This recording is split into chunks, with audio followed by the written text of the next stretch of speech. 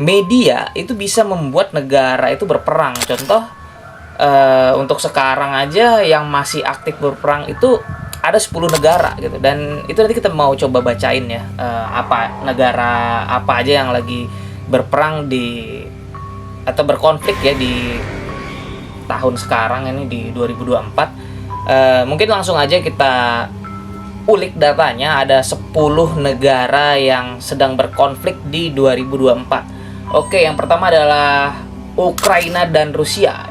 Ya, kita tahu konflik ini dimulai pada tahun 2014 dengan aneksasi Crimea oleh Rusia dan berlanjut dengan invasi kala penuh Rusia ke Ukraina pada Februari 2022 hingga 2024, dan pertempurannya masih berlangsung. Jadi kita tahu kan seberapa lawaknya si Zelensky ya, karena dia ikut NATO gitu kan. Ya bikin Putin mengamuk ya, karena secara tidak langsung dengan mesranya si Zelensky ini ke Amerika gitu ya, bisa mengancam Rusia juga secara tidak langsung.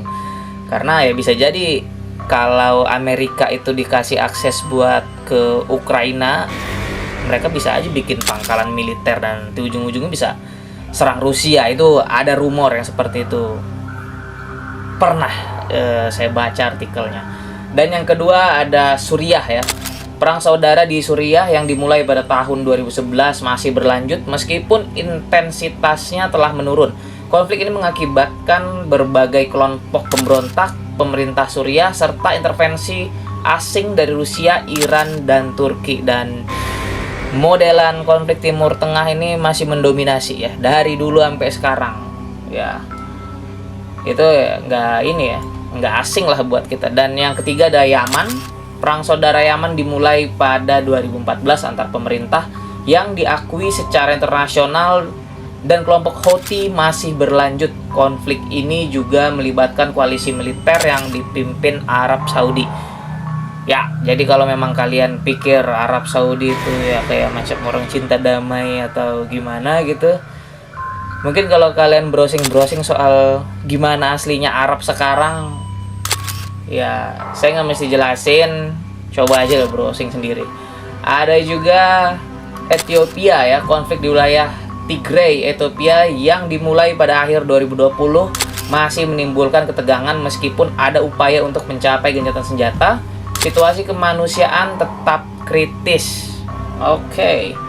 Dan yang kelima ada Myanmar. Setelah kudeta militer pada Februari 2021, Myanmar terus mengalami ketidakstabilan politik dan konflik antara militer dan kelompok etnis bersenjata. Kalau di sini dia sebut kelompok etnis bersenjata, Pak. Tapi di dokumentasinya kalau kalian lihat itu ternyata banyak mahasiswa-mahasiswa yang menentang gitu dari kudeta-kudeta yang dilakukan di Myanmar itu. Dan yang jadi ikonik pada saat kudeta Myanmar itu di saat ada kayak macam guru olahraga atau instruktur senam gitu, dia lagi asik joget-joget dengan lagu backsound Abang Jago gitu, yang secara tidak langsung menangkap detik-detik kudeta Myanmar di backgroundnya, dan dia anteng aja joget.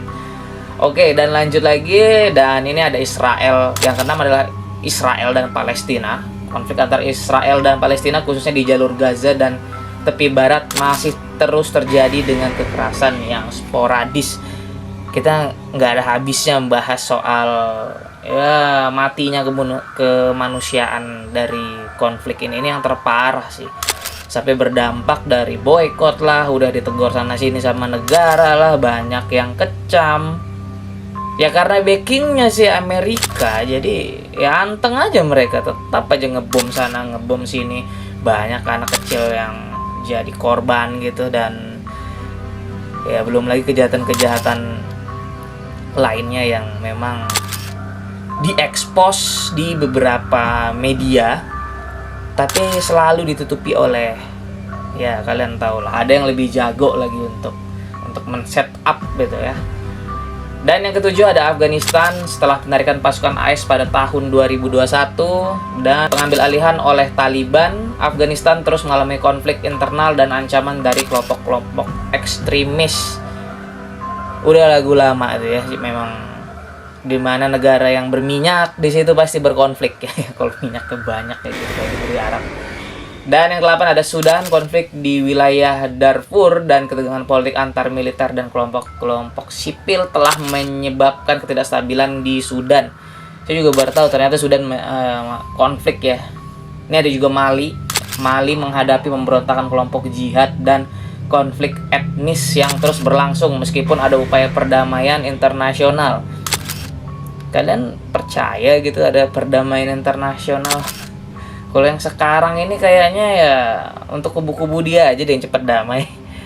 Oke, dan yang terakhir ada Republik Demokratik Kongo ya, atau disingkat RDC. Konflik bersenjata di bagian timur negara ini yang melibatkan banyak kelompok bersenjata masih terus berlanjut, khususnya di Provinsi Kivu Utara dan Ituri. Oke.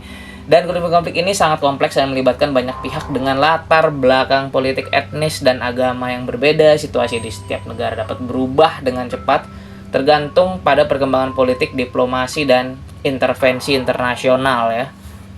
Ya, kecuali ada si bapak dari bapaknya negara yang memang ditakuti dari negara-negara tersebut, bilang, weh, sudah weh, gitu. Ya, tapi nggak gitu juga sih.